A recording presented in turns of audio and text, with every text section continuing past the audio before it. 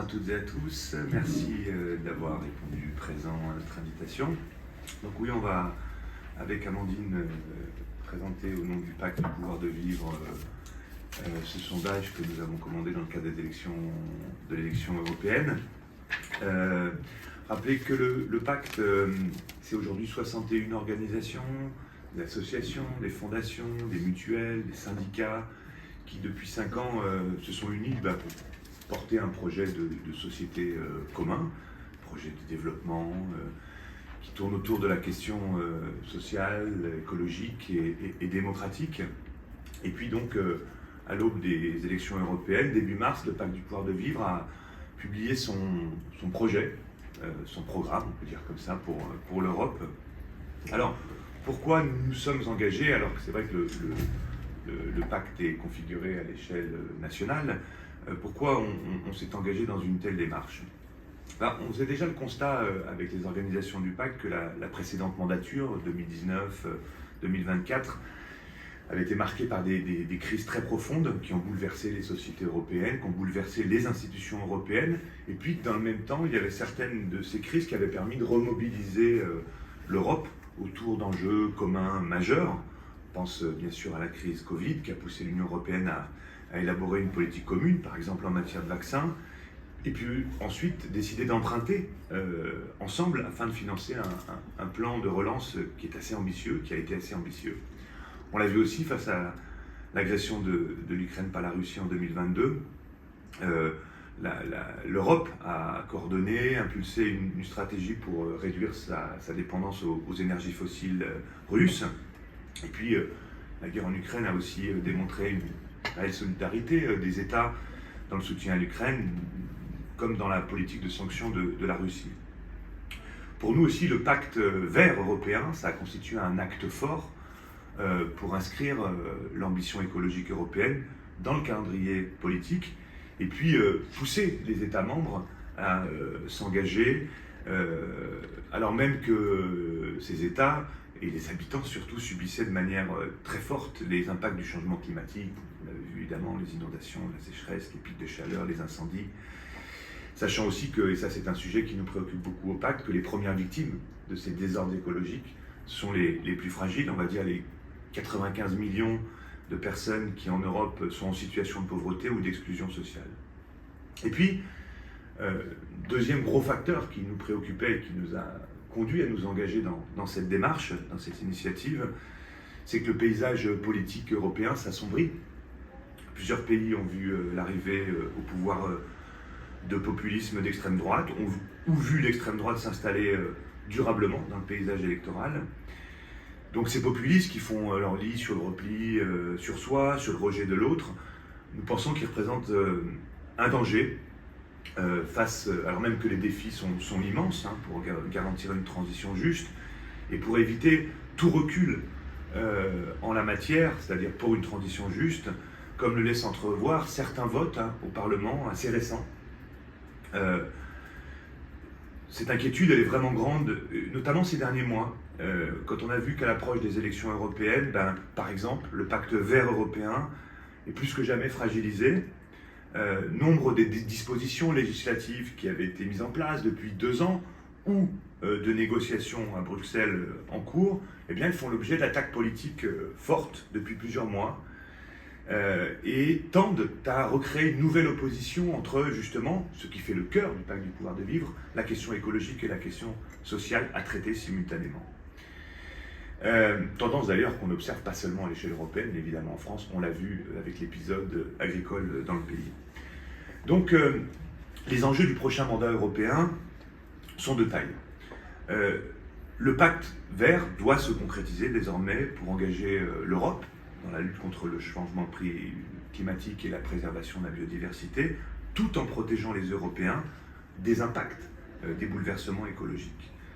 Et ça implique un accompagnement massif des ménages, des entreprises, des territoires, et donc ça implique de pouvoir disposer de moyens financiers accrus et ciblés pour que le surcoût de la transition ne pèse pas sur les plus modestes. Et ça, c'est le cœur du sujet qui nous préoccupe au sein du pacte du pouvoir de vivre.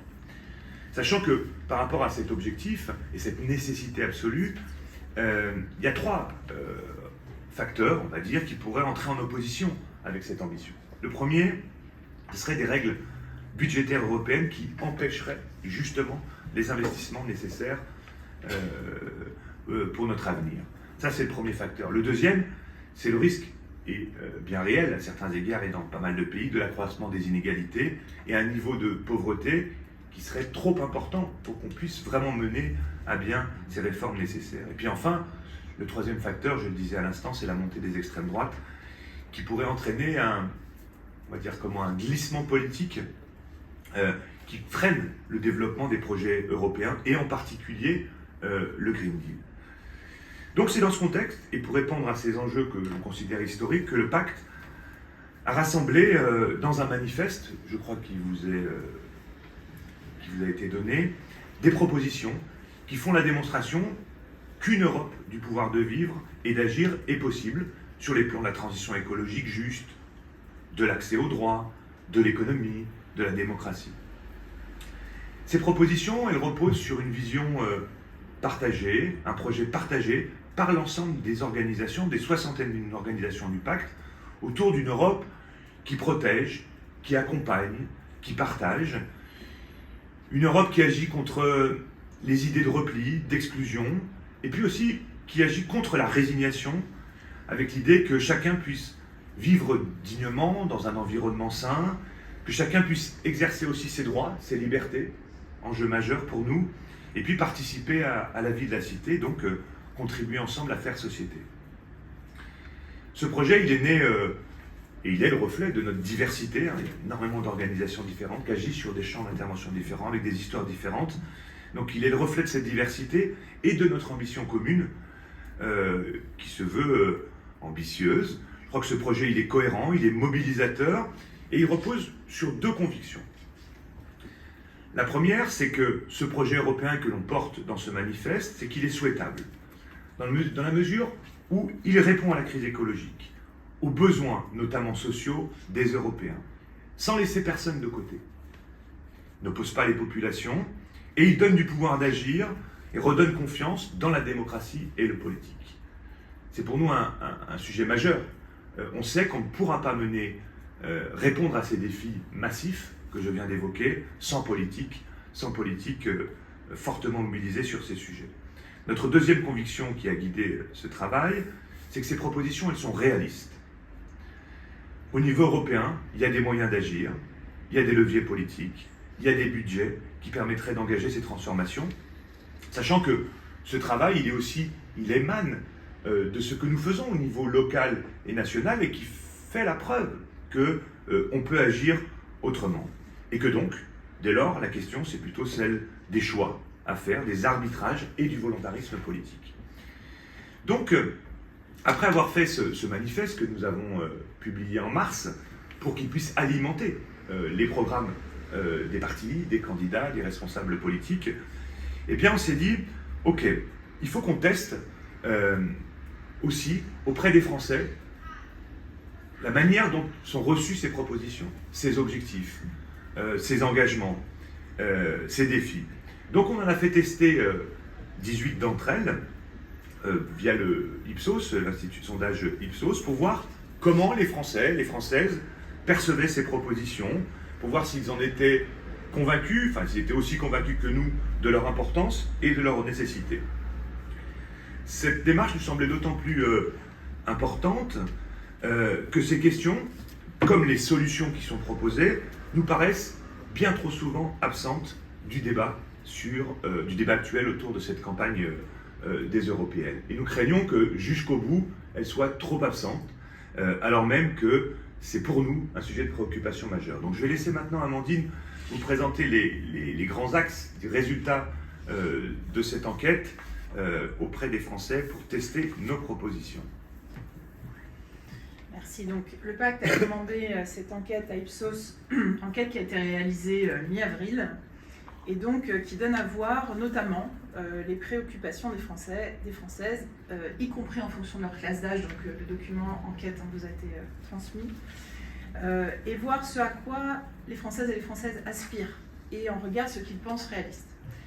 Donc pour nous, clairement, l'analyse de cette enquête, le constat est sans appel. Il y a une envie et une attente de la part de nos concitoyens d'une Europe plus écologique, plus sociale et plus démocratique.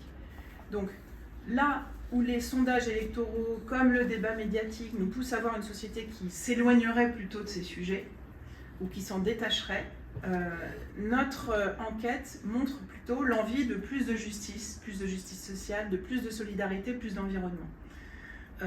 Deux points qui démontrent cela. D'abord, les Français attendent que l'Europe agisse sur la transition écologique et les solidarités. D'après l'enquête, les enjeux prioritaires sur lesquels l'Union européenne doit agir sont la transition écologique à 37%, les questions migratoires à 34%, la santé à 27% et la justice sociale à 26%, pour ne prendre que les 4 premiers. Donc là, ce que ça veut dire, c'est que 3 de nos préoccupations, les préoccupations majeures et principales des organisations du Pacte du pouvoir de vivre, sont dans le quatuor de tête des préoccupations des Français. Et ce qui est intéressant, c'est que ces préoccupations elles restent placées assez haut, quelle que soit la catégorie d'âge. Donc la question du climat et de la transition écologique, elle arrive en première préoccupation des personnes de moins de 50 ans, de toutes les catégories d'âge de moins de 50 ans. Et c'est la seconde priorité pour toutes les catégories d'âge de plus de 50 ans. Donc ce qui est assez intéressant, c'est qu'on voit bien que cette préoccupation, certes, qui s'est un peu érodée par rapport à l'année dernière, par exemple, quand on regarde différents sondages qui avaient été faits, elle reste malgré tout très importante.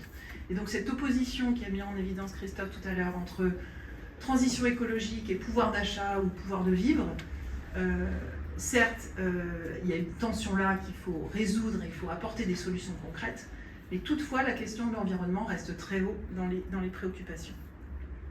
Le deuxième grand enseignement pour nous de ce sondage, c'est que 3/4 des Français, et plus de 3/4 des Français, se projettent dans une société écologique, sociale et démocratique. Donc on a testé 18 des propositions, vous avez vu probablement que dans nos documents il y en avait un petit peu plus.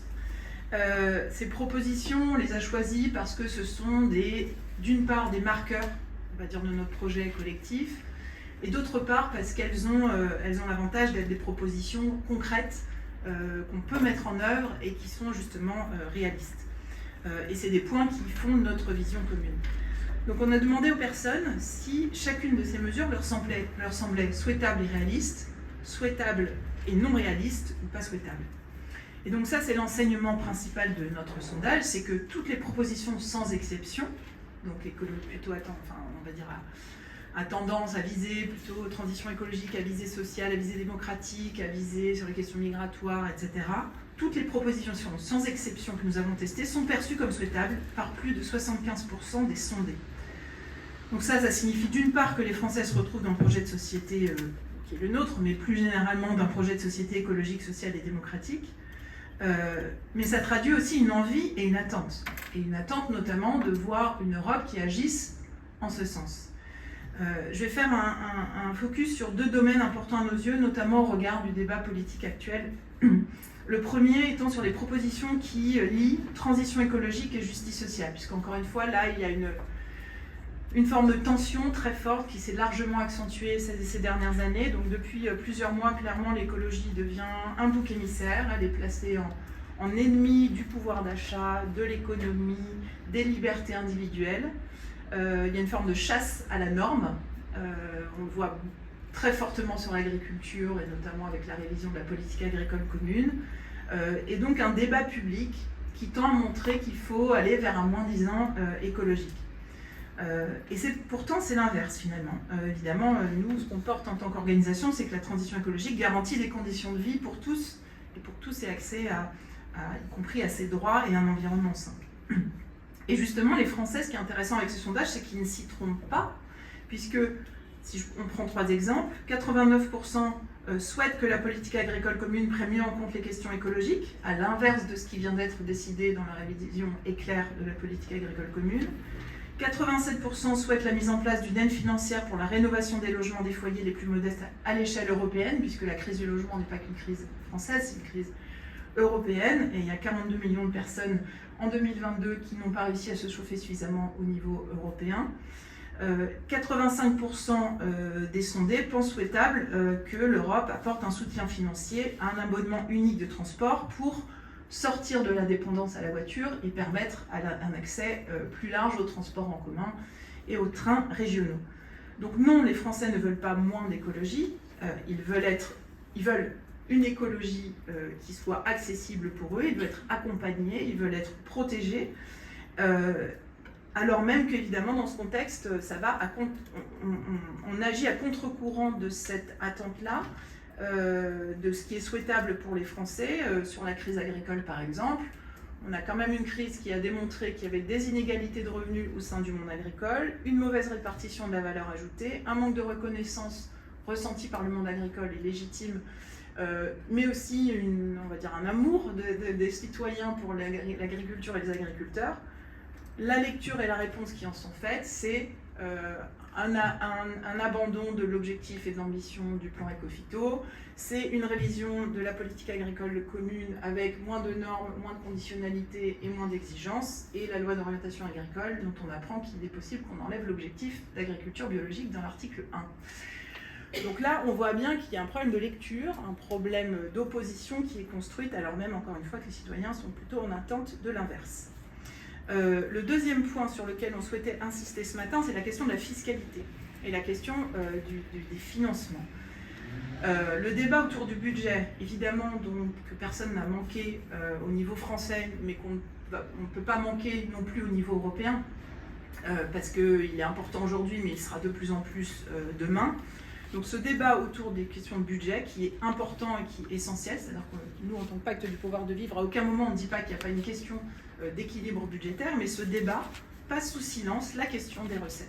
Et ça, pour nous, c'est une incompréhension encore aujourd'hui, de voir qu'on n'ouvre pas la question, on n'ouvre pas le débat sur comment peut-être regarder en effet du côté de certaines dépenses, regarder aussi sur la question de la cohérence des finances publiques, et notamment il y a encore aujourd'hui des subventions par exemple aux énergies fossiles ou à la destruction de la biodiversité.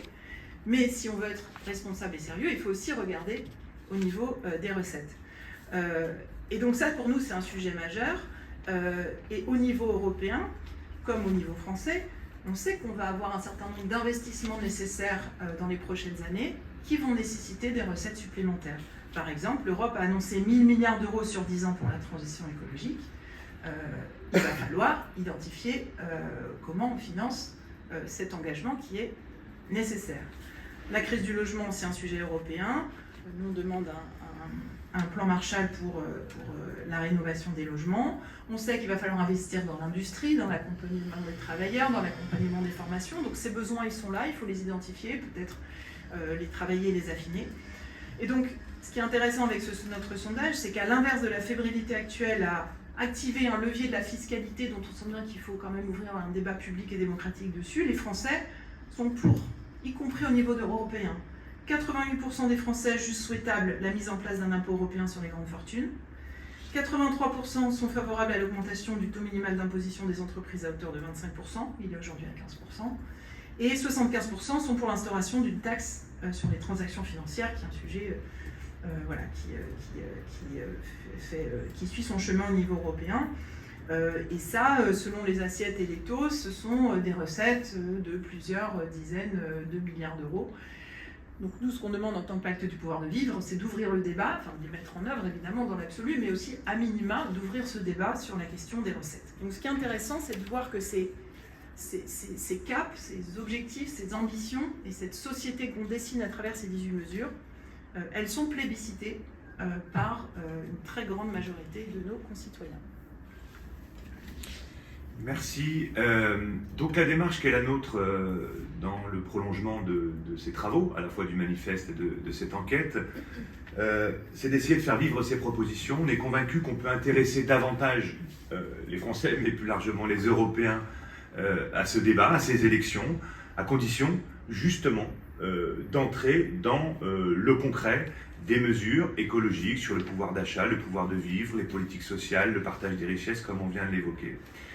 Mais évidemment, on fait le constat que, et dans les échanges que l'on peut avoir, y compris dans les équipes des organisations, les bénévoles, les salariés, les militants, les groupes locaux du pacte du pouvoir de vivre, que le débat n'a pas suffisamment lieu sur ces questions, qui sont pourtant, comme Amandine vient de le dire, au cœur des préoccupations des Français. Que finalement, la campagne, elle n'intègre pas suffisamment de propositions qui soient concrètes, qui soient lisibles, pour justement accélérer la transition écologique, tout en donnant des marges aux personnes pour les accompagner pleinement dans cette nécessaire transition. Donc on appelle les candidates, les candidats, plus largement les responsables politiques, à vraiment mettre sur la table des solutions concrètes, des mesures précises qui répondent aux préoccupations de nos concitoyens aujourd'hui et à cet enjeu écologique. Donc, on pense que c'est d'autant plus nécessaire que, et vous le verrez dans une partie du sondage, c'est que Amandine a dit, parmi les 4 sujets prioritaires pour les Français, c'est 3 qui constituent le socle même de ce qu'est le pacte du pouvoir de vivre et ce que nous appelons de nos voeux. Vous avez vu, un certain nombre de mesures testées sont plébiscitées, alors qu'elles ne sont pas si simples, mine de rien, en termes de vision de société. En revanche, elles sont considérées comme souhaitables, mais on voit par contre qu'il y a une bonne partie de nos concitoyens qui pensent que ça n'est pas possible, que ça ne se fera pas en tout cas. On peut dire ça comme ça. Donc, il y a un doute qui persiste sur la capacité de l'Europe, mais plus largement des responsables politiques, de la puissance publique, à pouvoir mener à bien ces réformes qui sont nécessaires pour le quotidien de chacune et chacun. Donc, ce doute-là, de notre point de vue au pacte, il est profondément délétère. Et là, on rejoint la question démocratique. Comment fait-on pour faire avancer des sujets aussi importants que ceux que l'on vient de citer et qui préoccupent nos concitoyens si on ne croit pas aux politiques, si on ne croit pas aux institutions, si on ne croit pas à l'espace où vont se jouer justement ces solidarités, cette mise en œuvre des normes, des évolutions, des accompagnements nécessaires. Et pour nous, c'est un sujet absolument majeur. Alors évidemment, il recoupe celui de l'abstention. Vous avez vu, pour l'instant, les sondages sont assez préoccupants sur la participation, c'est pas nouveau, mais quand même. Donc il faut intéresser. Et nous pensons que pour intéresser, il faut que nos concitoyens se retrouvent dans ce que propose le débat public, le débat politique à l'occasion de cette élection et sur la capacité finalement à agir qui s'impose pour pouvoir intéresser et surtout donner des perspectives à nos concitoyens et aux citoyens français. Donc, nous appelons les candidates, les candidats à restaurer cette confiance, à réduire l'écart entre ce qui est perçu comme souhaitable, largement, nous l'avons dit, et ce qui est perçu comme faisable. Donc il faut aussi rentrer dans la mécanique. Il ne suffit pas de donner des grandes phrases. Et c'est ça qu'on a fait dans ce manifeste. C'est-à-dire concrètement comment ça pourrait se mettre en œuvre. Comment on réforme la PAC, concrètement. Comment on encourage les mobilités douces, concrètement. Comment on rénove les logements, à destination de qui, combien ça coûte, combien faudrait-il d'argent, comment on va chercher les recettes. Donc c'est vraiment de se dire, s'il y a ce fossé entre ce qui est souhaitable et ce qui est faisable, eh bien il faut être beaucoup plus clair sur les propositions qui sont établies et qui est ciblé et qu'est-ce qui est attendu de ces propositions et la capacité de la mettre en œuvre.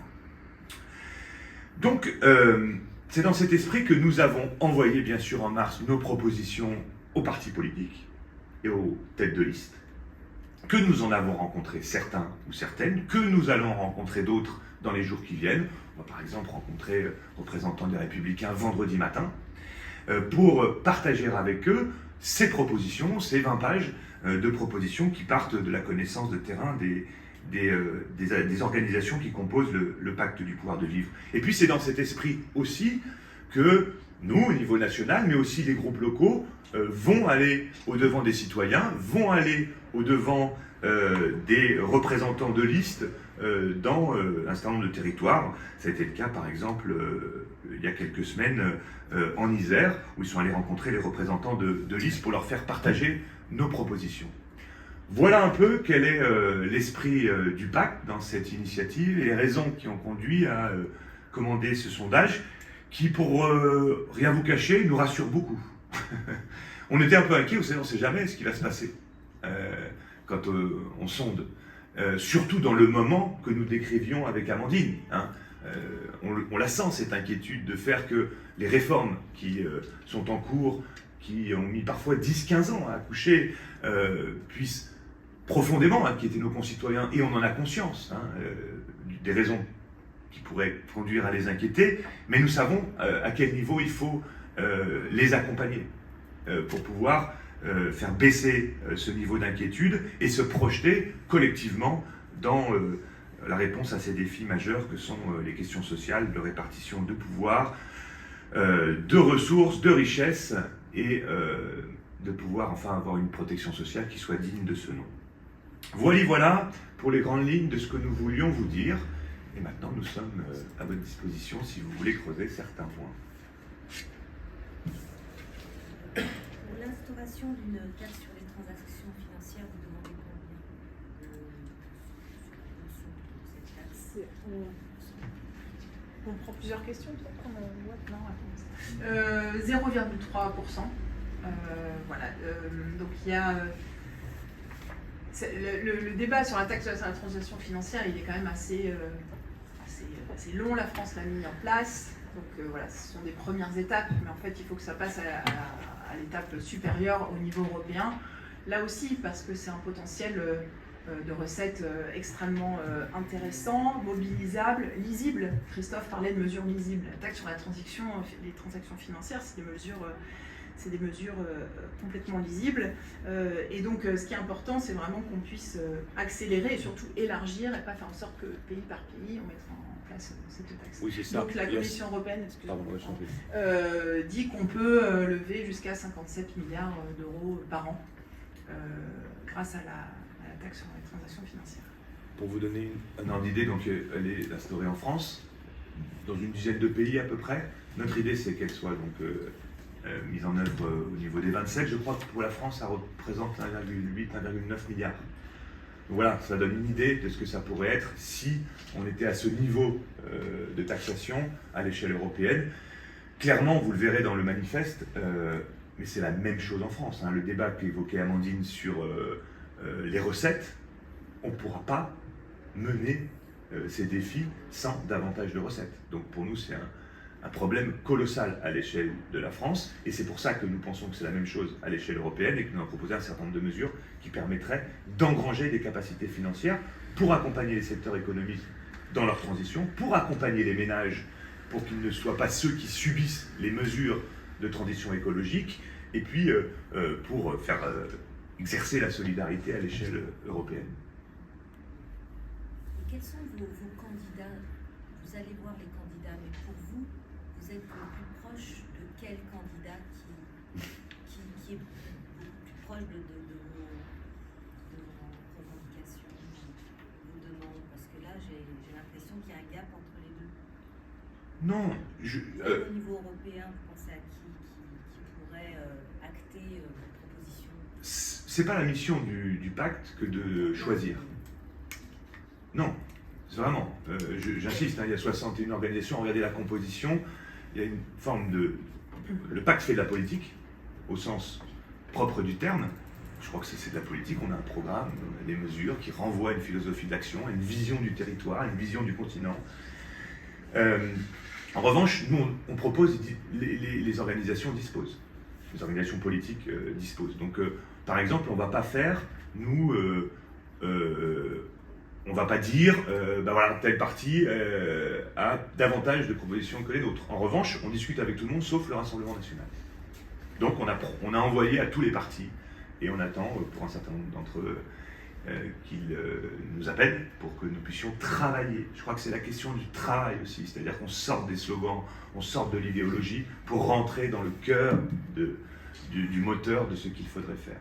Voilà, donc nous d'ailleurs tous les programmes ne sont pas complètement diffusés, vous vous rendez compte, on est quelques semaines, ça montre bien qu'il y a un vrai problème, parce que pour que les Français et les Européens comprennent quels sont les choix qu'ils peuvent faire en fonction des priorités établies par les partis, ça pose un énorme problème. Je veux dire, cette campagne, elle a du mal à démarrer.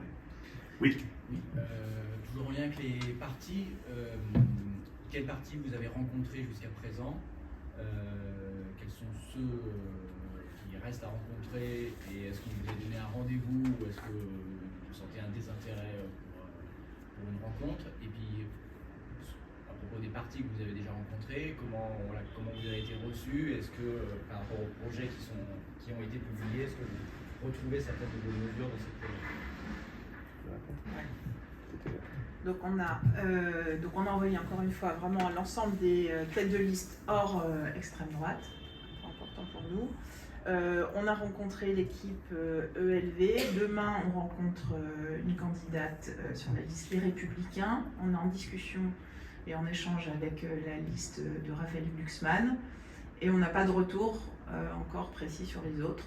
Donc on va évidemment relancer pour avoir ces échanges. Ce qui est important pour nous, ce que disait Christophe, c'est qu'on puisse montrer le projet porté par la société civile. Et ça, pour nous, ça fait partie de la vision de la démocratie qu'on porte. C'est-à-dire que on est à notre place et à notre rôle, en disant, en tant que société civile organisée, voilà où se situe notre projet de société. Vous, en tant que parti politique, vous avez un rôle d'entendre l'ensemble des acteurs de la société. On en fait partie, donc vous voyez où on se place, où on se situe, ce qu'on propose. Challengez-nous aussi, c'est-à-dire, il n'y a pas de souci avec ça. On peut rentrer dans une discussion entre la société civile et les partis politiques. C'est l'enjeu, mais voilà. Donc ce qui est important pour nous, c'est de dire voilà où on est aujourd'hui, voilà notre vision. On la met à disposition, et ça c'est vraiment important, et on est à disposition pour travailler, pour échanger, pour affiner, parce que ce qu'on porte nous, au-delà de la dimension concrète de la proposition, c'est vraiment sa mise en œuvre. On parlait d'écart tout à l'heure entre ce qui est souhaitable et ce qui est perçu comme faisable. Il y a aussi un écart entre des objectifs annoncés et des caps, neutralité carbone à 2050, et la réalité de la manière dont on va gérer cette transition, quelque part année par année, étape par étape, acteur par acteur. Et ça, nous, on considère qu'en tant que société civile organisée, on a une expertise, une expérience à apporter aux partis politiques, au gouvernement, aux acteurs privés, etc.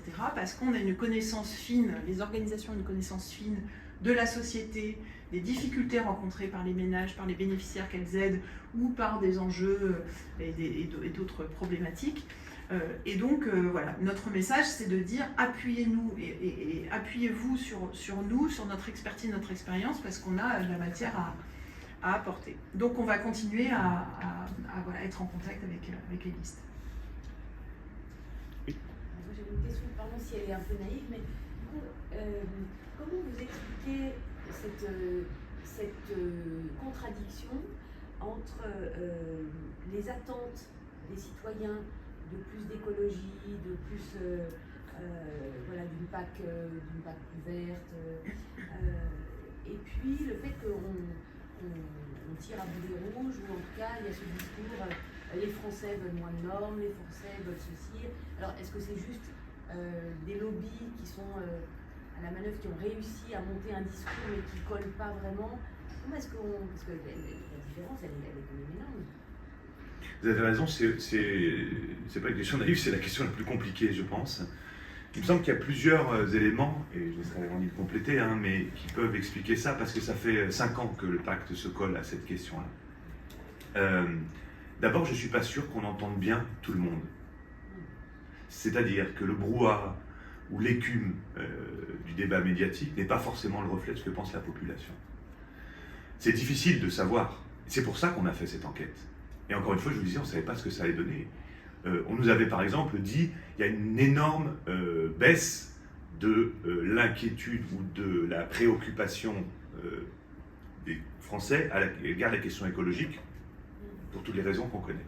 Et le risque, c'était un effondrement, enfin, que nous assistions. Alors, il y a eu une dégradation, hein, Amandine l'a dit, mais ça reste très haut, si vous voulez.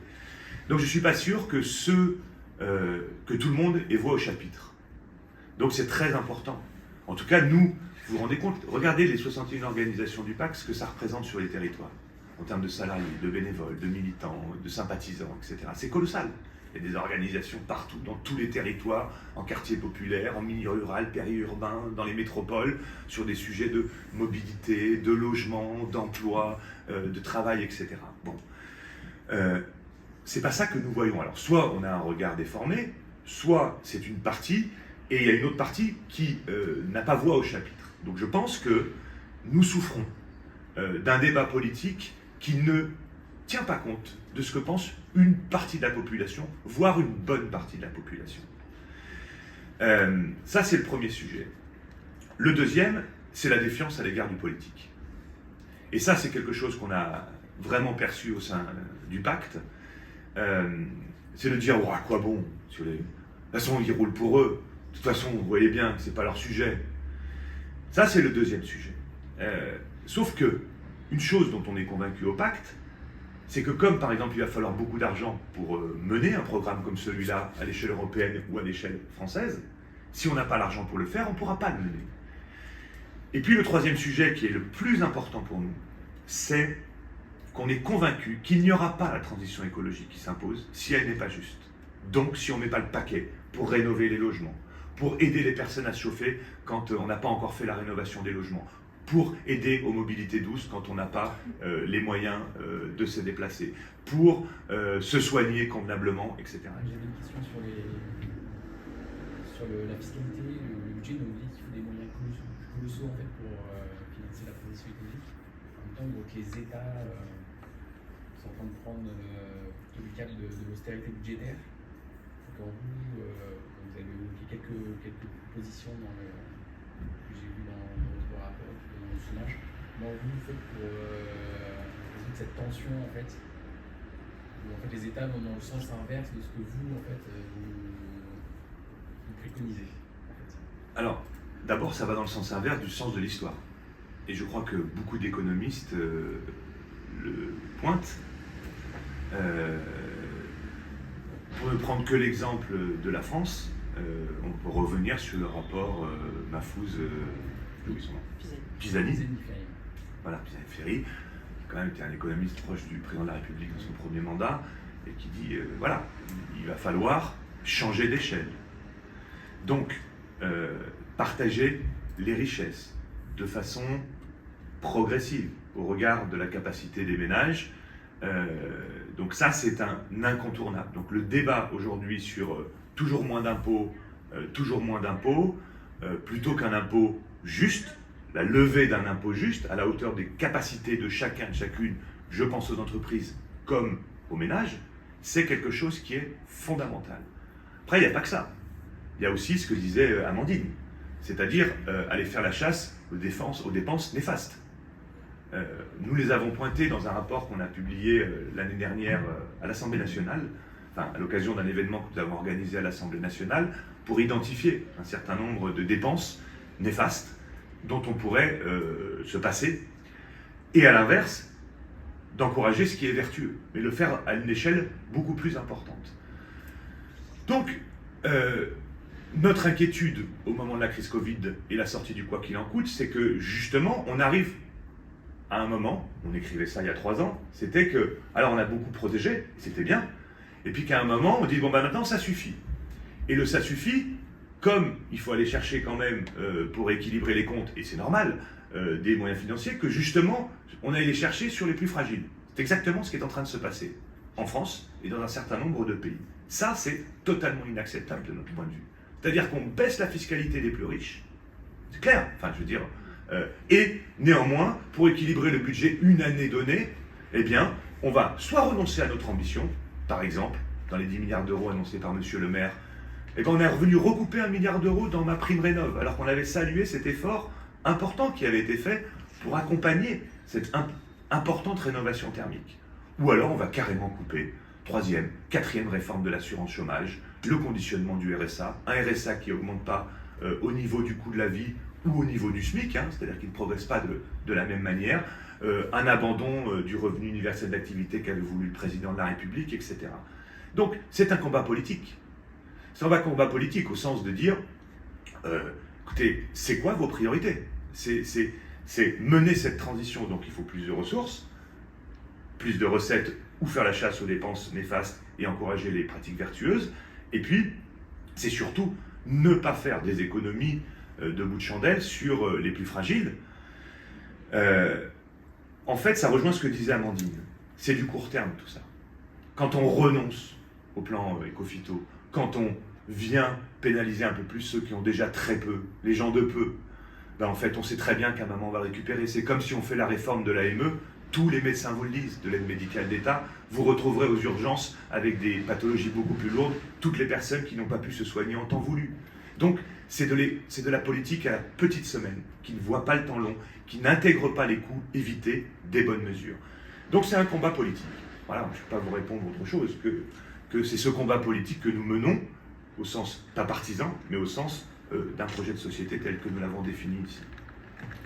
Deux compléments là-dessus, c'est que cette vision de l'économie et de la tension que vous pointez, elle est contredite, elle est issue d'une vision dogmatique de l'économie, en disant, et en comparant des choses qui ne sont pas comparables, en comparant le budget d'un État et le budget des ménages, ce qui n'est pas comparable. Mais c'est une vision dogmatique des finances publiques.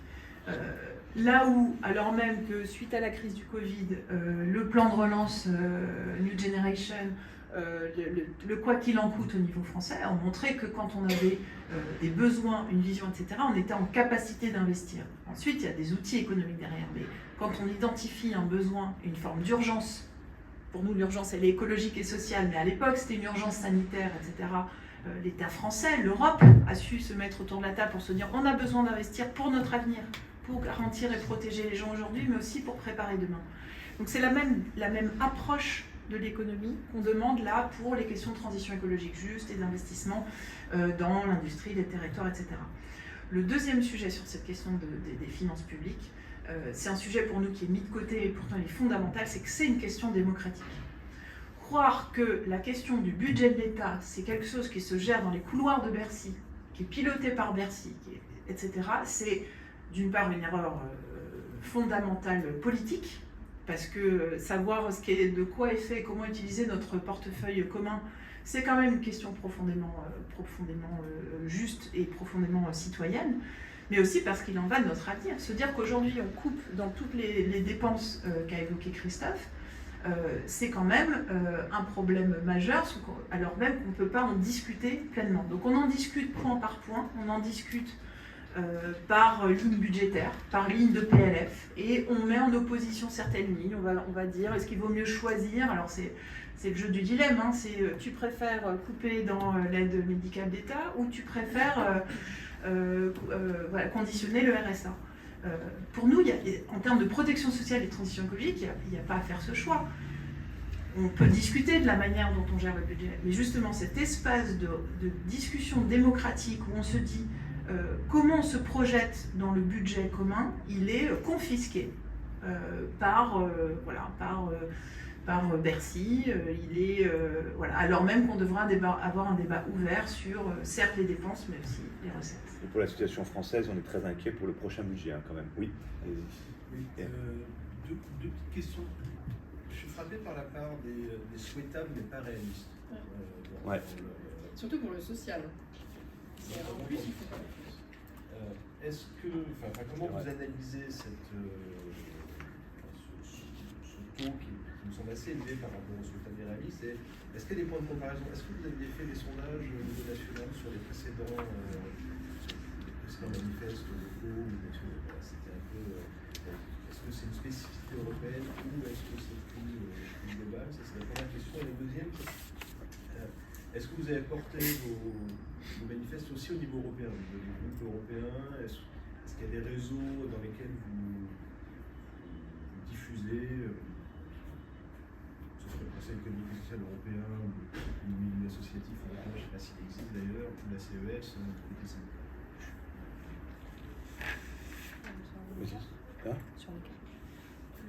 Écoutez, on a été aussi surpris que vous. Ça nous oblige.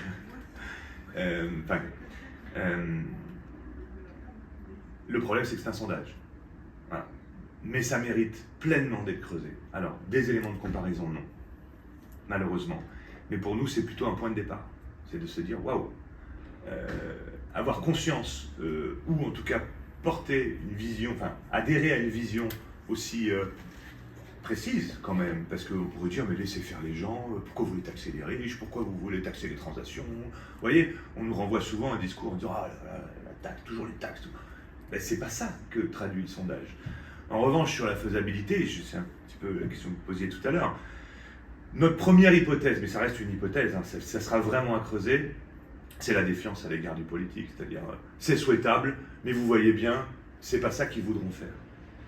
Et c'est vrai que si on se place du point de vue des Français, qu'est-ce qui s'est passé depuis 8 ans?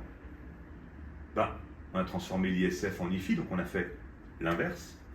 On a mis en place un bouclier fiscal qui justement ne fiscalise pas de manière évolutive en fonction des capacités de chacun, mais plutôt qu'il les cape avec un plafond, avec un bouclier, hein, le prélèvement forfaitaire unique.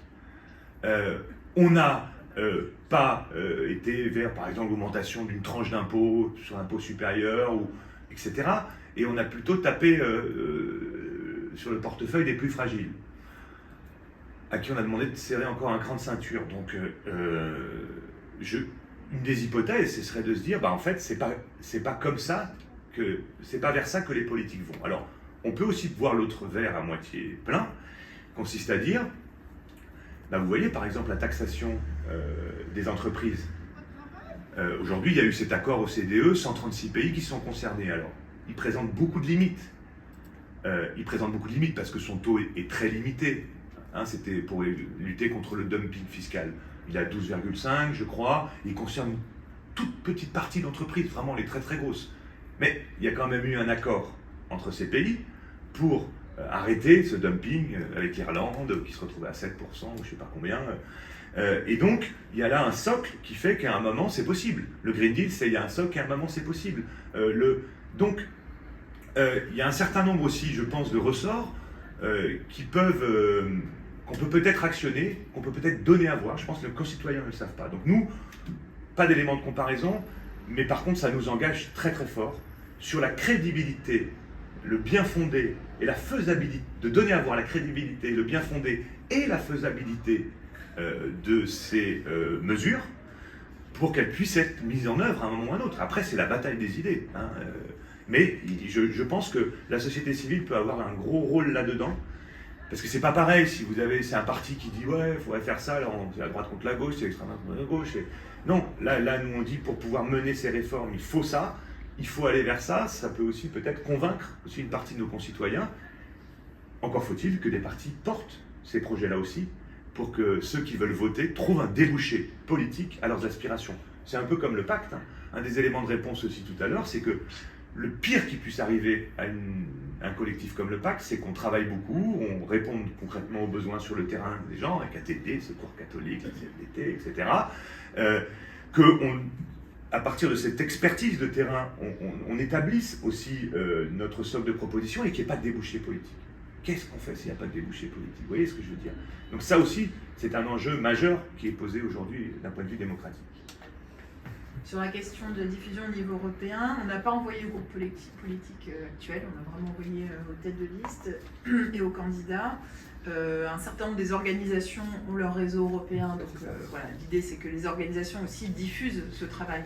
Certaines organisations n'avaient pas souhaité, décidé d'avoir un travail en propre sur les élections européennes, mais diffusent ce document commun parce que de fait ils véhiculent leurs propositions, mais aussi une vision plus large. Et ce qu'on aimerait organiser et peut-être faire, c'est faire un point d'étape de suivi au courant de la mandature avec les groupes existants une fois qu'ils seront élus. Mais la plupart des organisations ont quand même leur propre... Enfin, ça, c'est vraiment un travail collectif qui émane aussi du travail des organisations. Après, on partage, mais beaucoup d'organisations, je pense à la CFDT, on est ici à la CFDT, fait ce travail-là. D'autres, nous à la Fondation Abbé Pierre, on est aujourd'hui avec la Fédération européenne des associations de lutte contre les sans-abrisme, on a fait nos propositions, un certain nombre se retrouvent ici, bref. Mais nous, c'est vrai que notre plaidoyer se limite à l'échelle nationale pour le moment. Sur la question du financement, vous avez parlé des recettes. Je voudrais savoir quelle est votre position quant à un emprunt au niveau européen pour financer des mesures dans la transition écologique. C'est une proposition qui n'est pas ressortie dans ce document. C'est quand même dans l'esprit quelque chose qui pourrait être porté par le pacte du pouvoir de vivre. Donc le travail collectif fait que ça n'apparaît pas ici, parce qu'à l'époque c'est pas apparu dans les discussions. On a eu l'occasion d'en parler avec certaines organisations depuis, et c'est quelque chose que... Donc c'est pas qu'on ne le défend pas et qu'on est contre, c'est qu'il n'est pas apparu dans la dynamique collective qui fait ce travail. En quelques mots, la manière dont on travaille au pacte, c'est qu'on organise des groupes de travail. Donc là, on a fait des groupes de travail thématiques selon les 4 axes. Et l'idée, c'était de faire remonter les priorités des organisations dont on a discuté pour savoir lesquelles on mettait en évidence. Ceci dit, on dit dans le document qu'on voit d'un bon œil ce qui a été fait au moment de la crise Covid. Voilà. Pour le plan de relance, c'est un emprunt à l'échelle européenne qui nous a donné une capacité d'agir beaucoup plus importante. Donc le pacte dit ça, il n'a pas une mesure précise dans l'esprit pour répondre à votre question, mais il s'inscrit dans une logique plutôt positive à l'égard de cette proposition. Oui. J'avais 2 questions. La première, est-ce qu'il y a des points de comparaison avec les précédents sondages, alors peut-être pas aux dernières sélections européennes, parce que je ne me pas du point de vue mais est-ce qu'il y a malgré tout voilà, un peu un avant-après que vous pouvez faire à partir d'autres sondages sur l'évolution de réponse des Français sur certains des sujets évoqués? Donc c'est la première question. Et la deuxième, je voulais revenir sur ce que vous disiez, l'écume du débat médiatique n'est pas le reflet de ce que demande la population en termes de débat européen. Vous pensez à qui ou à quoi comme sujets qui ont pu éclipser un petit peu les sujets de fond, je sais pas, les agriculteurs, la Nouvelle-Calédonie en ce moment, le conflit à Gaza, est-ce que vous mettez aussi ça là-dedans? Alors, comparaison, il y a des comparaisons possibles sur les priorités. Pas sur les... Vous avez vu qu'il y a 2 dimensions, c'est qu'attendez-vous en priorité, et ensuite nous avons fait tester nos mesures. Donc sur le test de nos mesures, évidemment non. Alors peut-être qu'il y en aurait 1 ou 2 qui pourraient piocher, parce qu'il y a certaines mesures, par exemple une taxe sur les transactions qui est plutôt ancienne, mais les autres, je ne suis pas sûr, il faudrait qu'on aille faire un travail d'archéologie. Par contre, sur les thématiques prioritaires, oui. Dans l'histoire, on a vu remonter, on va dire, ces 10 dernières années, la question écologique de manière forte. C'était notamment vrai chez les jeunes, mais aujourd'hui c'est plus largement partagé, Amandine l'a dit, et redescendre un petit peu, par exemple. La santé, plutôt stable, et la protection sociale aussi. Donc voilà, mais ça reste sur des grandes lignes. Donc ce qui me semble le plus intéressant, enfin pas le plus intéressant, mais ce qui est, enfin, en tout cas pour nous, c'est de rentrer dans le concret justement des mesures qui traduisent finalement une philosophie. Hein. C'est pas juste la mesure technique en soi qui est intéressante, c'est de dire est-ce qu'on partage? Est-ce qu'on partage le pouvoir? Est-ce qu'on partage les richesses? Si oui, où les partage-t-on? À l'échelle des entreprises, à l'échelle des ménages, à l'échelle des États.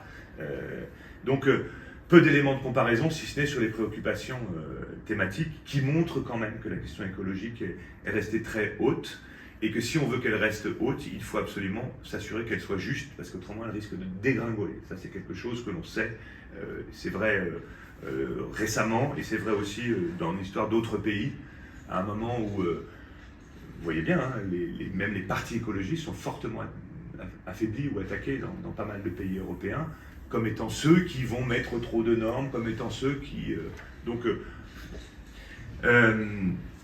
non, alors l'écume du débat, on était plutôt sur la manière de traiter ces sujets. C'est-à-dire, il me semble, et ça fait partie sans doute de l'écart entre le souhaitable et le faisable, c'est que si on en reste, c'est ce que disait Amandine tout à l'heure, bon, est-ce qu'il faut répondre à la crise écologique? Oui, les gens disent, bah oui, d'accord, mais comment fait-on? Et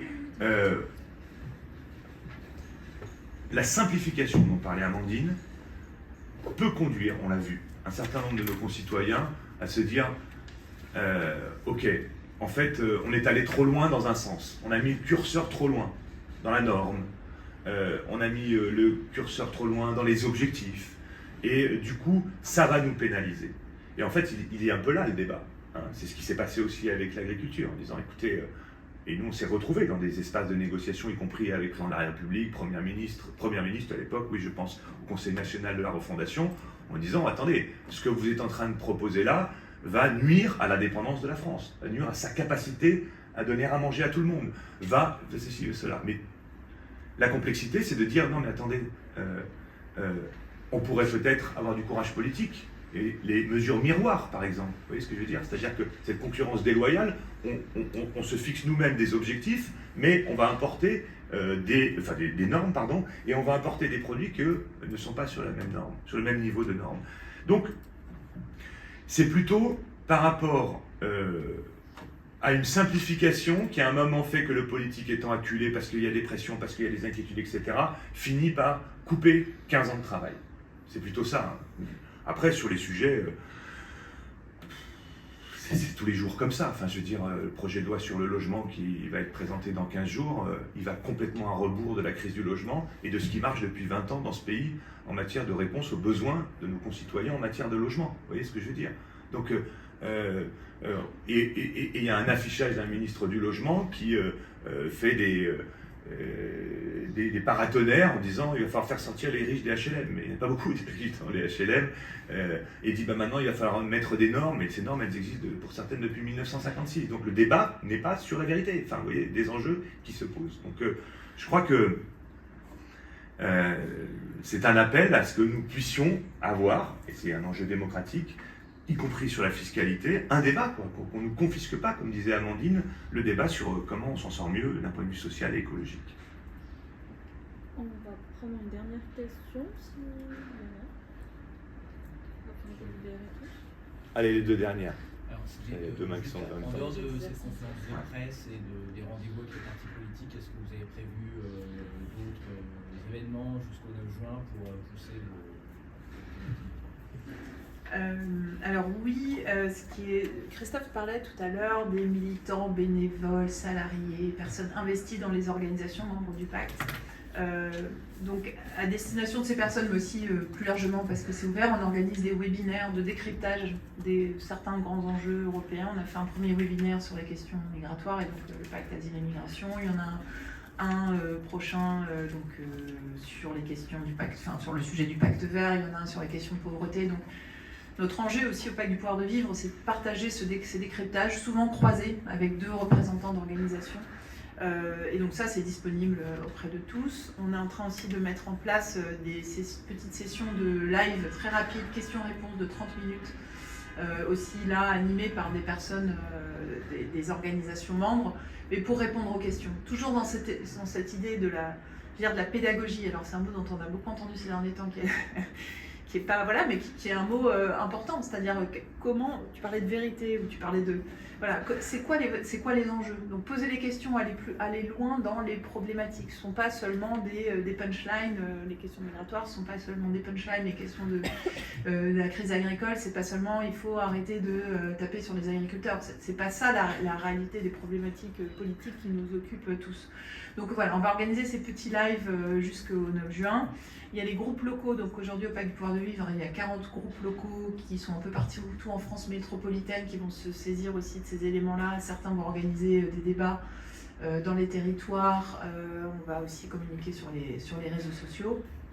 Et puis voilà, faire vivre aussi le débat dont on parle là. On parlait de concret tout à l'heure, on a l'intention aussi jusqu'au 9 juin d'aller dans ce concret-là, notamment sur 3 problématiques très fortes du quotidien des personnes, l'alimentation et l'eau potable, la question du logement et la question de la mobilité. Donc rentrer dans le pourquoi c'est souhaitable et pourquoi c'est réaliste, et comment on fait pour mettre en place ces choses. Donc faire notre part du travail, nous en tant que société civile aussi, pour apporter ces éclairages et réduire cet écart entre souhaitable et faisable. Par contre, on n'auditionnera pas les candidats comme le font pas mal d'organisations qui composent le pacte, autrement on allait faire double emploi. On essaie de réfléchir où là on peut être utile au-delà de ce que font chacune des organisations. Et beaucoup d'organisations vont auditionner les candidates et les candidats. Allez, une petite dernière. Oui, quel est votre regard sur la crise des agriculteurs, leur manifestation et notamment sur la baisse des normes? Ça, c'est vraiment important. La deuxième question, c'est concernant vos demandes de réforme, est-ce que vous avez une idée du coût? Et la troisième question, c'est sur le taux d'imposition des entreprises, notamment les multinationales, comment vous allez faire pratiquement, puisque elles génèrent du fric, de l'argent à l'étranger, et je ne vois pas comment vous avez y arriver de façon pratico-pratique concernant ces entreprises. Merci. Tu vas vite sur l'agriculteur. Rapidement, sur l'agriculture, on en parlait tout à l'heure. Pour nous, l'abaissement des normes, c'est à contresens de l'histoire. C'est-à-dire que il y avait un élan qui se mettait en place, certes doucement, dans le monde agricole, pour se dire à un moment, s'empoisonner nous-mêmes en tant qu'agriculteurs et agricultrices, empoisonner l'environnement et empoisonner nos concitoyens, ça n'a plus de sens, d'autant plus qu'on sait faire autrement. Et ça, toutes les études le montrent qu'on peut faire autrement, si les pouvoirs publics s'engagent, si les pouvoirs publics accompagnent, et si on a des politiques claires. Aujourd'hui, la politique agricole commune, c'est 30% du budget européen, ce qui est considérable. On a une incohérence profonde au sein de cette politique agricole commune. Une partie des aides finance l'agriculture, on va dire, industrielle, tournée vers l'agrandissement et l'exportation. Et elle se corrige même à la marge en essayant de financer ce qu'on appelle un éco-régime. Donc ça, dans le fonctionnement même du LAPAC, c'est une incohérence totale. Donc on parlait de cap, de vision, de politiques qui vont dans le même sens, ça c'est une incohérence. Et en plus, cette petite partie qui conditionnait les aides, là on est en train de la mener. Donc c'est pas seulement une question pour les écolos et de se dire, voilà. En fait, on est en train de remettre en cause l'outil de production même des agriculteurs. Si demain on a des sols qui dysfonctionnent, une qualité de l'eau qui n'est pas bonne, des ressources en eau qui se réduisent et un changement climatique qui s'accélère encore, puisque c'est ce qu'on est en train d'observer, en vrai, les premières victimes, ce sont les agriculteurs. Donc pour nous, c'est à contresens, pas seulement écologique, c'est vraiment un contresens humain, économique, social et écologique. Après, c'était sur... Parce qu'il y a une question aussi de Ouest France sur les entreprises. Est-ce que vous nous entendez? Il y avait d'autres questions. Oui, bah alors bien. après, Si vous avez une question, dis-moi ce qu'elle était en connexion avec Ouest France. Du coup, je peux la poser maintenant? Oui, vous pouvez la poser. On vous entend. Du coup, après avoir observé les résultats, quelle est selon vous la proposition du pacte qui est la plus importante ou la plus primordiale à mettre en place, que ce soit votre opinion ou celui des citoyens interrogés? La question c'est... Juste sur les citoyens interrogés, celle qui est le plus souhaitable pour les citoyens, c'est justement que la politique agricole commune prenne en compte les questions écologiques. Donc c'était écrit, aide conditionnée à la réduction de l'usage des pesticides, soutient l'agriculture biologique. Donc on a essayé d'être explicite pour ne pas donner justement trop de généralité. Donc ça c'est la plus soutenue. Par rapport à ce qui nous semble important, nous, alors justement, notre enjeu, c'est pas de prioriser les choses les unes par rapport aux autres. C'est ce qu'on aurait toujours tendance à faire les uns les autres. Notre rôle à nous, c'est d'apporter un projet de société qui soit cohérent, qui donne à voir un ensemble. Donc prioriser la question d'investir dans la rénovation et construire des logements ou de réformer la PAC, c'est pas l'esprit de ce qu'on est en train de travailler nous. Et là, après, de mon point de vue à moi, la question du financement, puisque c'est toujours pareil, l'argent c'est le nerf de la guerre. Donc on peut avoir une vision très ambitieuse, très réaliste aussi sur un certain nombre des points thématiques qu'on évoque dans le document. Si on n'aborde pas frontalement et de manière démocratique la question du financement de notre avenir, on se coupe, on va dire, les deux bras. Donc la question du financement, du budget, des marges de manœuvre qu'on se donne pour investir dans ces transitions, il me semble fondamental. Et c'est pour ça qu'on en a fait une partie en propre aussi dans le document. Mais encore une fois, sans choisir. Et après, sur la question des entreprises, la fiscalité des entreprises, il faut aller au bout de la démarche qui a été entamée et qui a quand même produit des effets. Moi, il y a 4 ans, on m'aurait dit il y a cet accord des 136 pays de l'OCDE. J'aurais fait un peu comme les personnes sondées en disant c'est souhaitable, mais je ne suis pas sûr que ça sorte. C'est sorti. Alors, on l'a dit, trop faiblement en termes de taux, trop faiblement en termes de nombre d'entreprises, type d'entreprises, de taille d'entreprises qui sont concernées. Il faut continuer ce travail. Mais après, il faut que l'institution européenne s'en saisisse. C'est ça l'histoire. Là, on est au niveau de l'OCDE. Il faut que l'institution européenne s'en saisisse. Alors, il y a des énormes enjeux de risque de départ d'entreprise, etc. C'est toujours le même débat. C'est le débat qu'on a eu sur l'ISF. Mais il y a un moment, il faut bien être dans le sens de l'histoire. Et donc, ça pourrait être des axes qui sont portés par les parlementaires et par la Commission, enfin, un travail auprès de la Commission et du Parlement européen pour aller dans ce sens-là, compte tenu des besoins que l'Union européenne elle-même dit comme étant largement insuffisants. Vous regarderez page 17, pour pas que je prenne trop de temps, on dit aujourd'hui quel est l'état des moyens à disposition de l'Union européenne pour mener ce travail dont on vient de parler depuis 1 heure. Tout le monde est d'accord pour dire, c'est comme le rapport que j'évoquais tout à l'heure en France, que c'est nettement insuffisant. Enfin, qu'on ne pourra pas y arriver si on ne va pas chercher de l'argent en quantité plus importante. On va devoir s'arrêter parce qu'il y a d'autres engagements derrière. Merci beaucoup pour votre écoute, votre Merci patience et vos questions. Et vous recevrez donc le communiqué de presse. D'ici 30 minutes. C'est ça. D'ici 30 minutes. Le temps de Laissez-moi l'envoyer. Le temps de l'envoyer. Merci à vous. Il est là-bas. Merci.